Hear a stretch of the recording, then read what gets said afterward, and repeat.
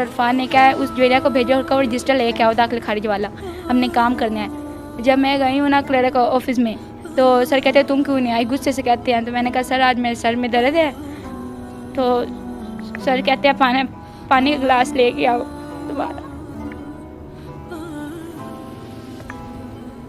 मैं पानी का गिलास लेकर गई हूँ दोबारा, तो सर ने मुझे कहा कि तुम्हें क्या है। मैंने कहा सर आज मेरे सर में बहुत दर्द है, देख लें।